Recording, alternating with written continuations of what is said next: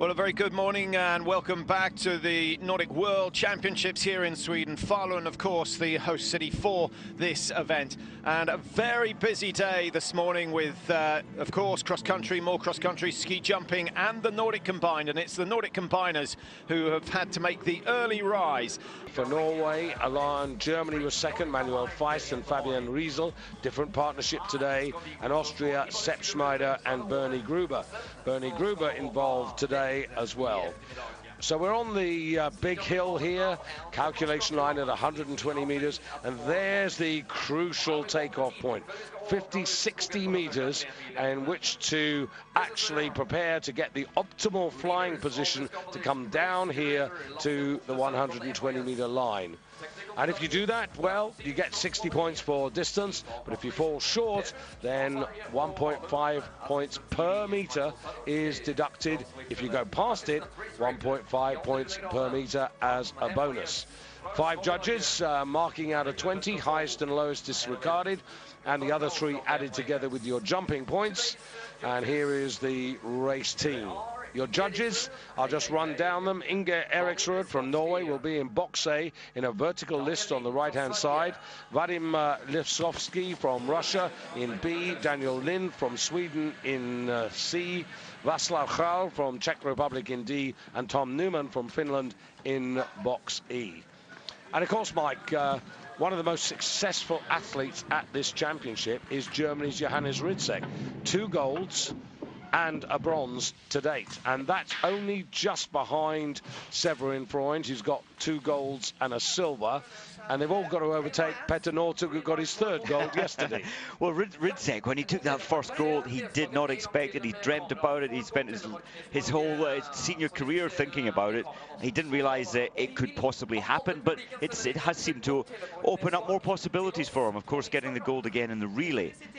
And let's keep some perspective as well, Mike. You know, we talk about the jumping hill, the Nordic combiners and the special jumpers.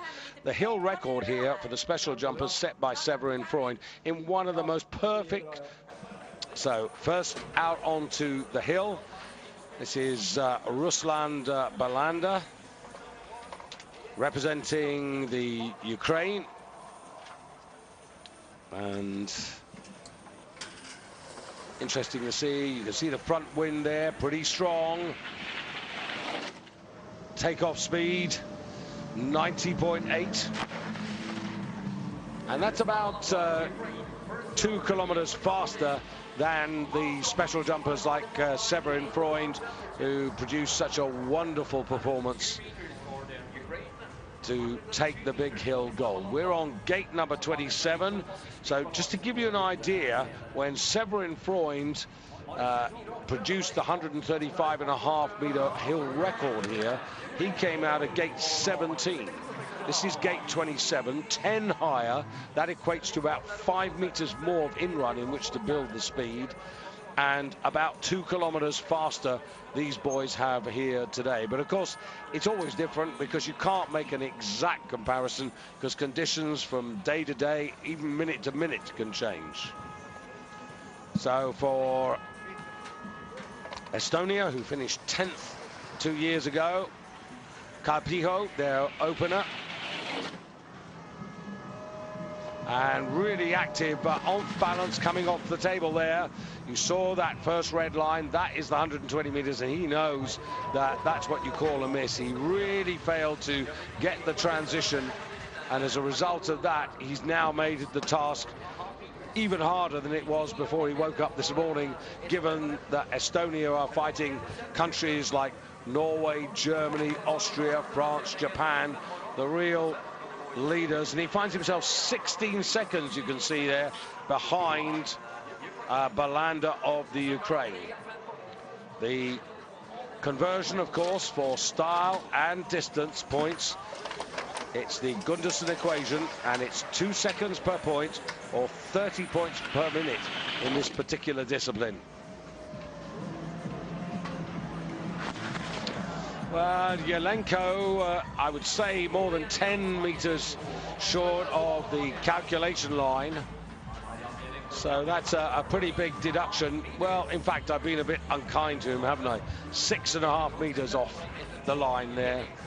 But Yelenko for Slovenia, who finished only 9th a couple of years ago, and goes into the lead by 24 seconds.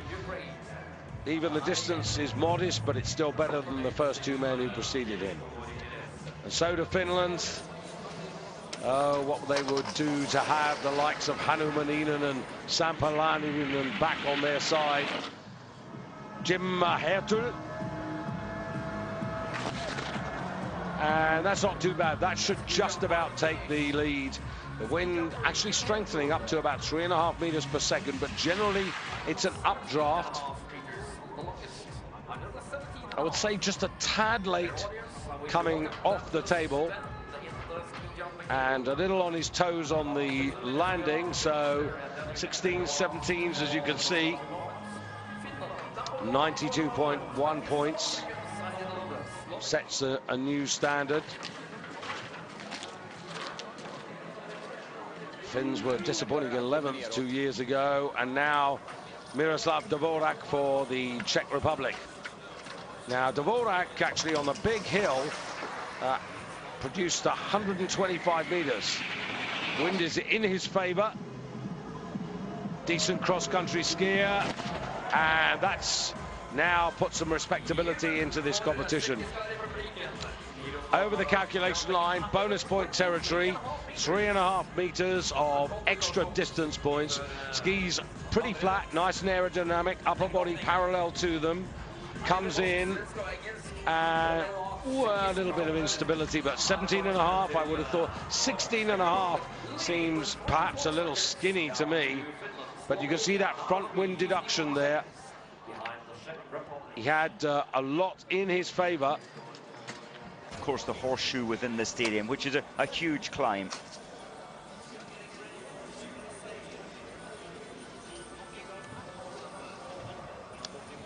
Wind is strong, but still from the front there. Goes to green, 10 seconds in which to move for Taylor Fletcher.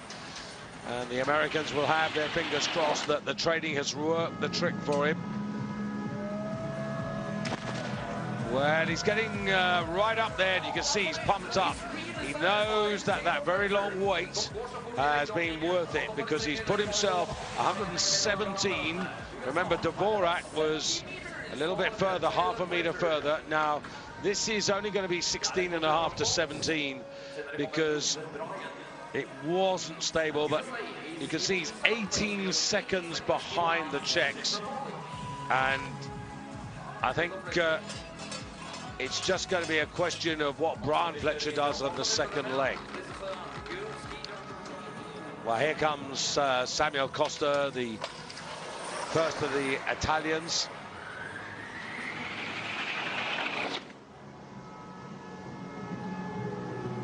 Good in-run speed, and that is a good effort. That is going to put the Italians right up into first place. Steamboat Springs is the home of Nordic Combined for the Americans. Gruden, Santa Cristina, the Gruden Valley is the home for the Italian Nordic Combiners. That's where the passion is. That's where the drive is. And he's going to be pleased with this, I think. 121.5 and only 7 seconds down. David, with Pitin, Alessandro Pitin going next. If he has a decent jump, he's got such good aggression and speed on the ski tracks. I've been a little disappointed with Akito Watabe at these championships. I've expected him to be a lot closer to the medals. It hasn't happened. Maybe today's the day. Japanese usually start very strongly in the jumping phase, and Akito has now laid down a test for the rest. He heard what you said, and he lifted his game. 128.5. And this is what we were looking for. What I really enjoyed there, Mike, was the fact that for the first time I saw the aggression that wasn't there earlier on in the championships. The landing was a bit clumsy, and what he gained in distance, he sacrificed some of that in terms of star points, as you can see. No telemark, and so a 12-second advantage, yes, but, you know, he could have had 6 more points if he'd have landed the telemark.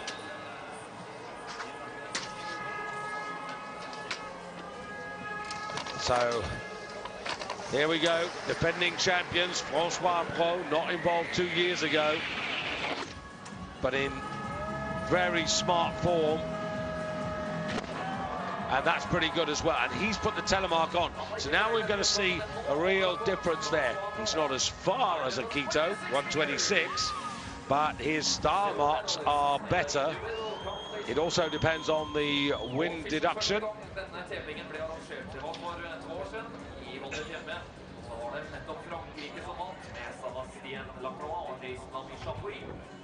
So Francois Bro, Jason Lamy-Chapuis, his teammate.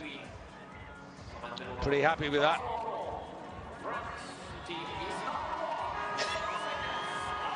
And you can see the result there, 7 seconds into the lead.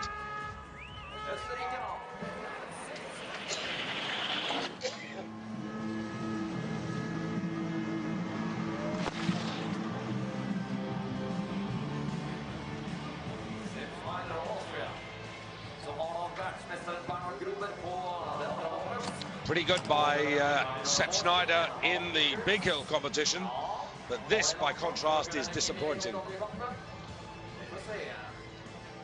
And it was Deneful 2 years ago who has been replaced there by Schneider. And I think this Austrian team is a strong team with Bernie Gruber, inspired with his performance a couple of days ago. And it's going to be really tight, depending on the results here on the ski track. It's going to be so competitive this afternoon. But here's the man who's got 2 golds and a bronze medal, Johannes Rützek, to open up for Germany.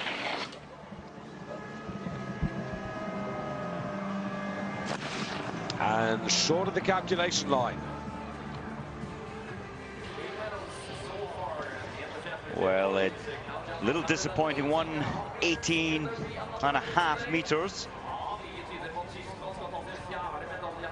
And but you would certainly expect the German team to set the fastest, be the most competitive on the ski tracks, although with Norway looking strong as well. Clemensen may be the weaker link with Moen there as well.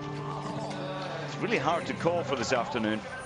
Yeah, you know, Mike, actually, it is quite difficult to call because Germany quite often don't lead at the halfway stage of the jumping, but they are really good across the country. Now, Magnus Moen, 4th on the big hill the other day. Very strong front wind. And look at that, he just about held that together. He's happy. Well, one of the things that Magnus Moen has done is to lose a couple of kilos. And in a sense, that's helped him with the ski jumping part of the competition, but it's cost him in terms of the cross country. He's not as strong, is he? He's not the force that he used to. He's still good, he's still very good, and I'm wondering if he'll be comparatively better in the sprints than in the distance. But Håvard Clemensen there, no telemark, so it's got to be down to 16s. And Magnus Moen, 127.5. He's delighted that they're only 27 seconds off, and we've reached the halfway stage. Mike. Clearly, and he now maybe will feel some pressure when he lines up, and it's about that moment, getting that split second correct as you explode off the table. So Pasic, I should say, Pasicnik for Ukraine. Ukraine, who were 14th 2 years ago. And this young man on the big hill individually, he was 40th. His performance slightly better on the hill than it was across the country.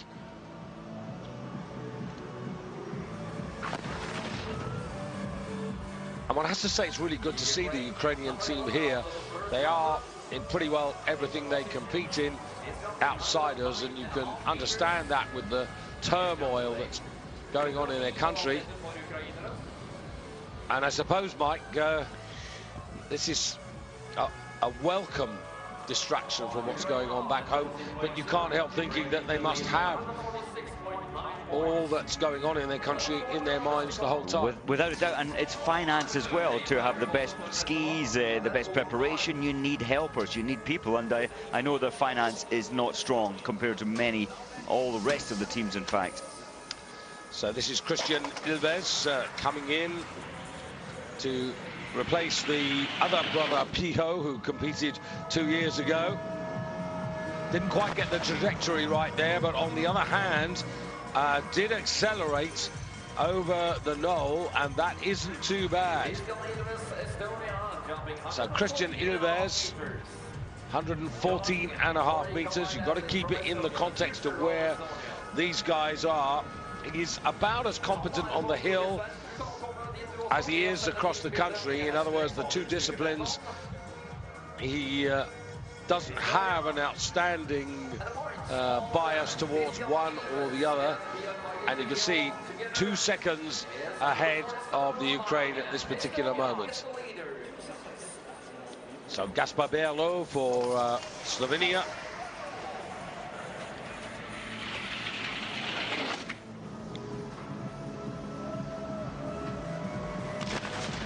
Short of the calculation line, but in the sort of high teens. And this man is a better cross-country runner than he is a ski jumper. 116 there, so 4 meters short of the calculation line. So if you take those 4 meters,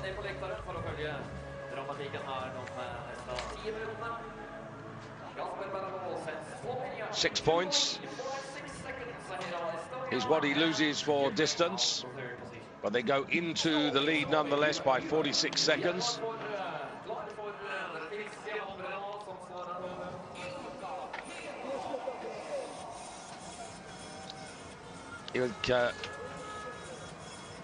Herola didn't compete on the big hill, represented his country on the smaller of the hills.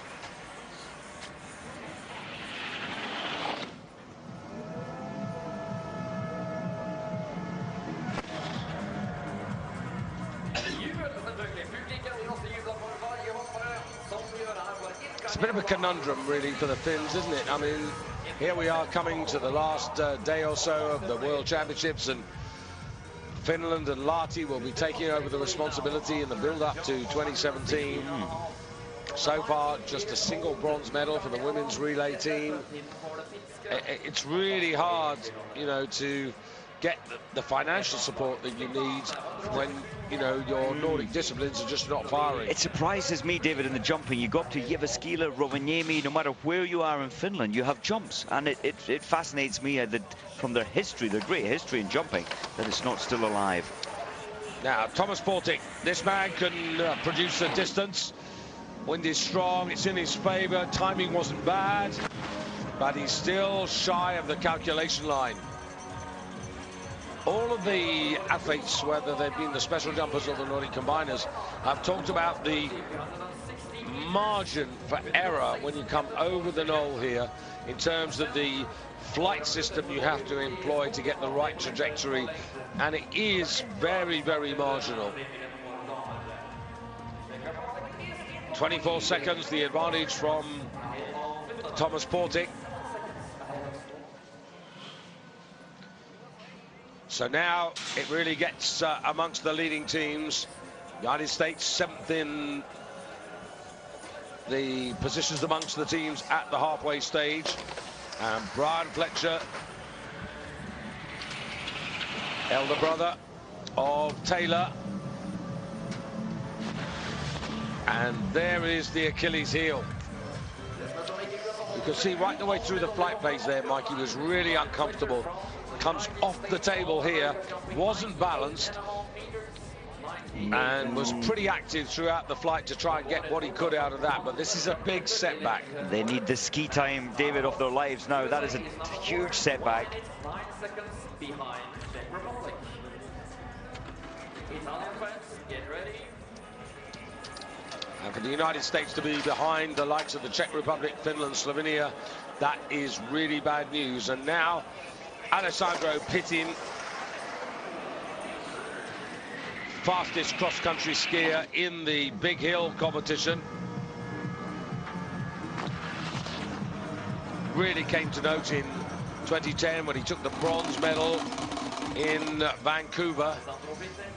Then had a whole series of illnesses and injuries and not able to deal with this wind. It's not always a case that a big, strong wind is an advantage. The transition has to be good, and that wasn't good enough. So quite a bit of turbulence now around the hill, and 108.5. You can see he's 37 seconds down with his partner Samuel Costa, and now on to Yoshito Watabe. Now Akito Watabe, 128.5. Big opportunity here for the Japanese. He needs distance, but he needs a telemark. He cannot afford to do what his older brother did, which was to put a distance down and then give away 6 points in terms of distance. That's just too much. Japanese need an advantage going into the cross country.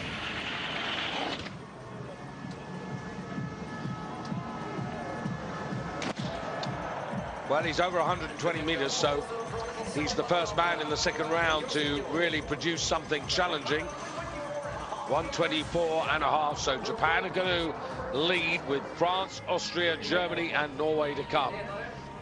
So this is really the performance that is going to set the scene here. And 18s from the style judges and unanimity amongst them. And that's just what they needed. Now, style and distance together, translate it using Gunderson, and they've got a 43-second advantage over everybody who's preceded them. However, next up, it's the man who won gold 2 years ago, Jason Lamy Chapuis. Bronze medals here on the normal hill and also in the 4x5 kilometer relay. Not so fortunate on the big hill competition.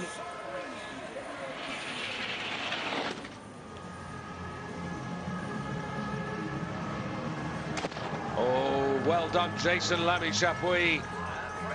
Now, that is the sort of performance that you really need. He was 129 meters on the big hill the other day, but 126 is pretty solid. Now, again, I'd mark this pretty well. Now, Jason, with the advantage, of course, from the first round, and 11 seconds between Japan and France in favor of the defending champions. Next up, Bernie Gruber, involved 2 years ago.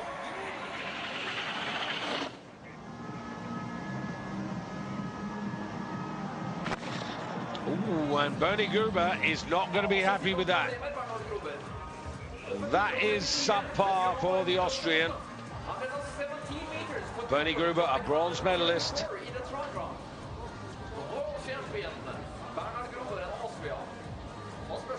Sorry, I should say a silver medalist 2 years ago. And a clumsy landing there, really didn't manage that. So the points are going to come off. This is a disappointment. 132. Now, not all is lost.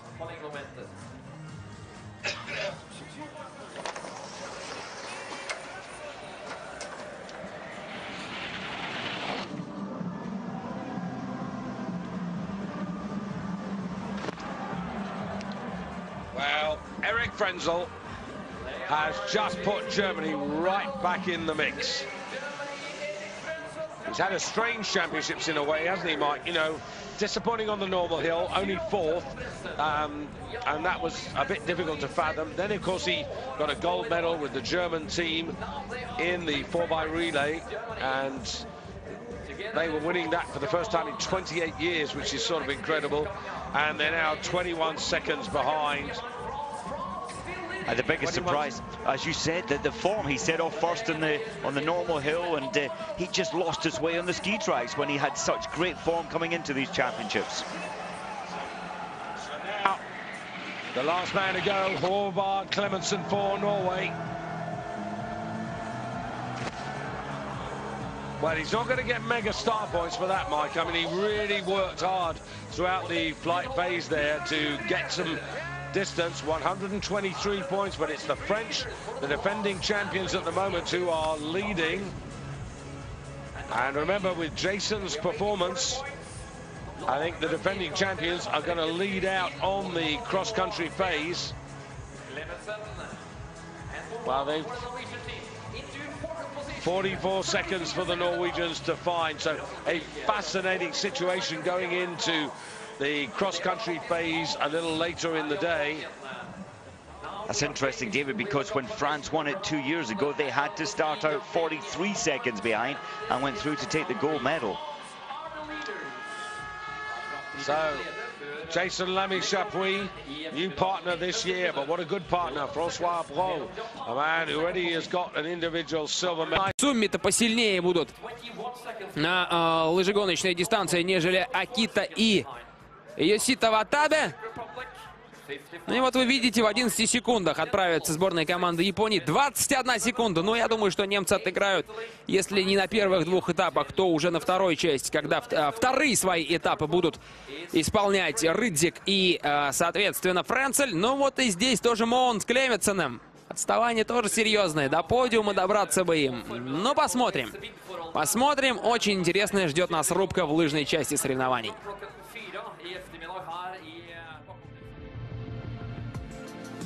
Еще раз насладимся прыжками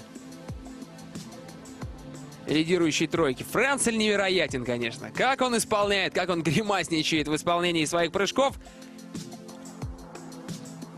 Наполняет воздухом легкие, ротовую полость. Ну, и вы помните, что однажды даже он не застегнул комбинезон на локтях.